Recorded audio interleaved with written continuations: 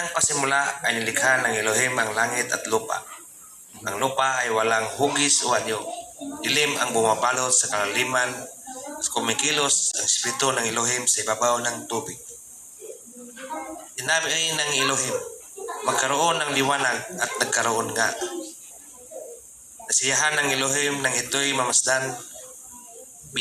Pinagbukod niya ang liwanag at ang dilim. Ang liwanag ay tinatawag niyang araw at ang dilim naman ay tinatawag na gabi. Lumipas ang gabi at sumapit ang umaga. Iyon ang unang araw. Amen. Genesis 1 verses 26 to 31. Pagkatapos sinabi ng Elohim, ngayon likhain natin ang tao ayon sa ating larawan, ayon sa ating wangis. Sila ang mamahala sa mga isda, sa mga ibon, sa himpapawid at sa lahat ng hayop, maging maamo o mailap, malaki o maliit. Nilalang ng Elohim ang tao ayon sa kanyang larawan. Sila'y kanyang nilalang na isang lalaki at isang babae. At sila'y pinagpala niya. Sinabi niya, magpakarami kayo at punuin ninyo ang inyong mga anak, ang buong daigdig, at kayo ang mamahala nito. Binigyan ko kayo ng kapangyarihan sa mga isda sa tubig, sa mga ibon, sa himpapawid, at sa lahat ng mga hayop na nasa ibabaw ng lupa. Ibinigay ko rin sa inyo ang lahat ng uring halaman, nagkakabinhi at mga bungang kahoy bilang pagkain ninyo. Ang lahat ng halamang luntian ay ibinigay ko naman sa lahat ng hayop sa ibabaw ng lupa at sa lahat ng mga ibon. At ito nga ang nangyari. Pinagmasdan ng Elohim ang lahat niyang ginawa at lubos siyang nasiyahan. Lumipas ang gabi at sumapit ang umaga. Iyon ang ika-6 na araw. Amen. Amen. Genesis 2 verses 1 to 4. Nilikha nga ng Elohim ang langit at ang lupa at ang lahat ng bagay na naroroon. Tinapos niyang likhain ang lahat ng ito sa loob ng 6 na araw. At siya'y nagpahinga sa ika-7 araw. Ipinagpala niya ang ika-7 araw at itinuring itong banal, sapagkat sa araw na ito, siya ang nagpahinga matapos likhain ang lahat. Ganito ang pagkalikha sa langit at sa lupa. Nang likhain ng Yahweh Elohim ang lupa at lahat ng bagay sa langit. Amen. Amen. Genesis chapter 2 verses 5 to 17. Wala pang anumang halaman o pananim sa lupa, sapagkat hindi pa nagpapaulan noon ang Yahweh Elohim, at wala pa ring nagsasaka. Ngunit mayroon ang bukal ng tubig na dumidilig sa kapatagan sa lupa. Pagkatapos ginawa ng Yahweh Elohim ang tao mula sa alabok, hiningahan niya sa ilong at nagkaroon ito ng buhay. Gumawa ang Yahweh Elohim ng isang halamanan sa Eden sa dakong silangan at doon dinala ang taong kanyang nilalang. Pinatubo niya roon ang lahat ng uri ng punong kahoy na magagandang pagmasdan at masasarap na bunga. Sa gitna ng halamanan ay naroon ang punong kahoy na nagbibigay buhay, at gayon din ang punong kahoy na nagbibigay kaalaman tungkol sa mabuti at masama. Umaagos noon mula sa Eden ang isang ilog na dumidilig sa halamanan. Paglabas doon, ito'y nahahati sa 4 na sanga. Ang una na kung tawagin ay ilog Pishon ay umaagos sa lupain ng Havila.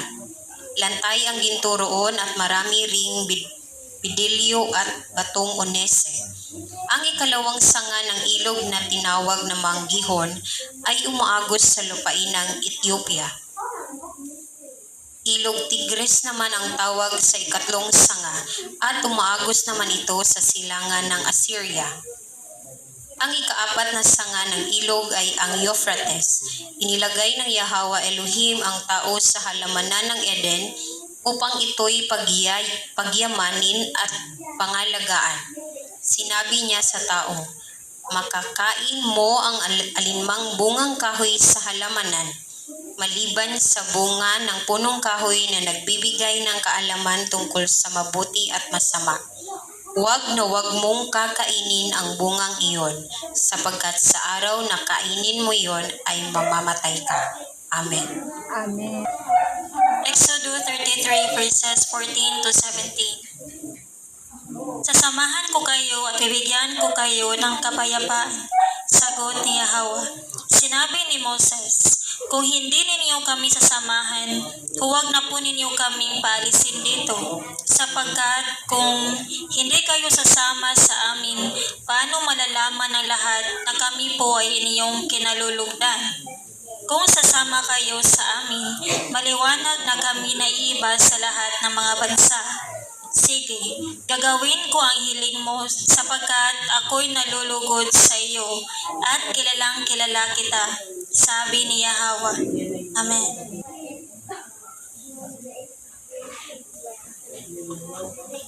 Exodus chapter 34 verses 18 to 24. Ipagdiwang ninyo ang pista ng tinapay na walang pampaalsa. Tulad ng sinabi ko sa inyo, 7 araw kayong kakain ng tinapay na walang pampalasa sa unang buwan, sapagkat iyon ang buwan ng pag-alis ninyo sa Ehipto. Akin ang lahat ng panganay na lalaki, maging tao o hayop.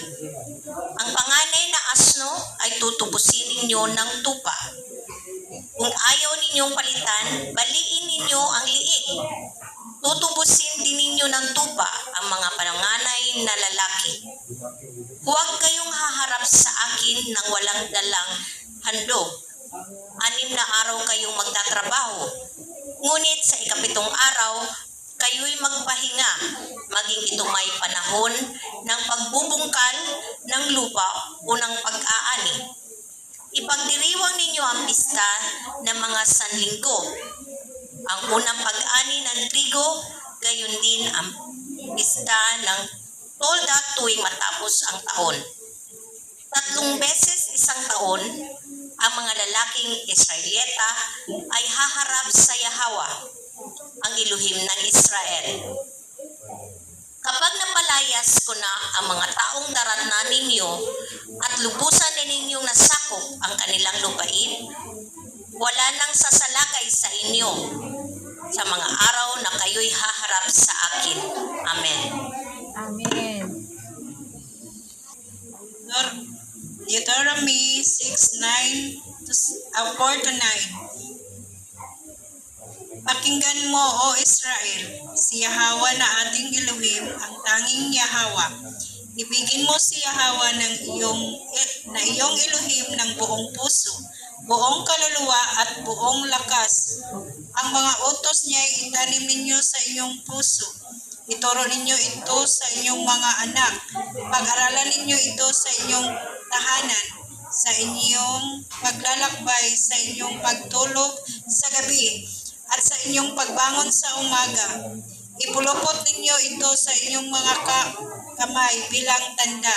Itali sa inyong noo, isulat sa mga hamba ng pintuan ng inyong bahay at mga trangkahan. Amen. Amen.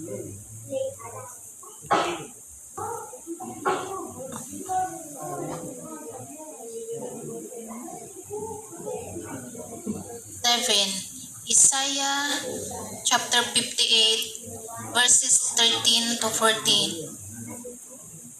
Sinasabi pa ni Hawa, inyong igagalang ang takdang araw ng pagpamamahinga. Huwag kayong gagawa para sa pansariling kapakanan sa araw na banal. Sa araw na ito, mamamahinga kayo at huwag maglalakbay o gagawa o mag-uusap ng tungkol sa mga bagay na walang kabuluhan. 14. At kung magkagayon, madarama ninyo ang kagalakan ng paglilingkod sa akin. Bibigyan ko kayo ng karangalan sa harap ng buong daigdig at tatamahasin ninyo ang kaligayahan habang naninirahan kayo sa lupang ibinigay ko sa ninuno ninyong si Jacob.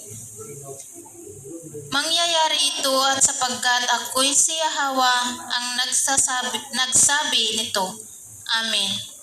Amen.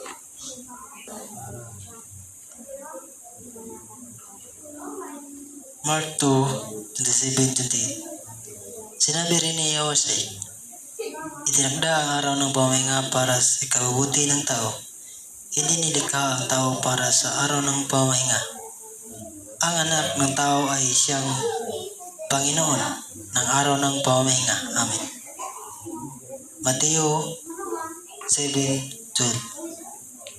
Gawin niyo sa inyong kapwa ang nais niyong gawin nila sa inyo.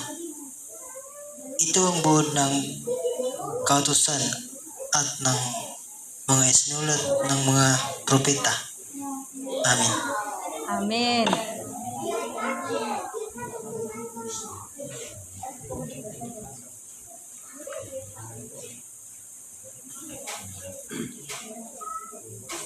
Isaiah chapter 44 verse 18.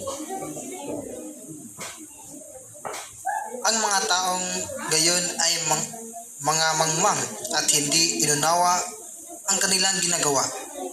Tinakpan nila ang kanilang mga mata at sinirhan ang isipan sa katotohanan.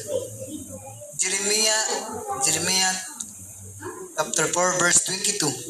At sinabi ni Yahweh, napakahangal ng aking bayan, hindi nila ako nakilala.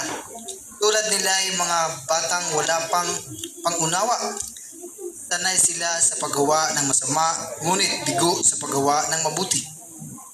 Hosea chapter 4 verse 6. Nalipol ang aking bayan dahil sa kamangmangan, sapagkat itinakwil ninyo ang karunungan. Itinakwil ko rin kayo bilang pari, at dahil kinalimutan ninyo ang kautusan ng inyong Elohim, kalimutan ko rin ang inyong mga anak. Amen. Amen. Daniel chapter 12 verse 10. Marami ang dadalisayin at mapapatunayang may malinis na kalooban. Ngunit magpapakasama pa ang masasama. At wala isa man sa kanila ang makakaunawa sa mga bagay na maunawaan ng marurunong. Amen. Amen. Hosea chapter 14 verse 9. Unawain ng matalino ang mga bagay na ito at dapat mabatid ng mga marunong. Matuwid ang mga kaparaanan ni Yahweh at ang mabubuti doon lumalakad. Ngunit nadarapa ang mga maswayin. Amen. Amen.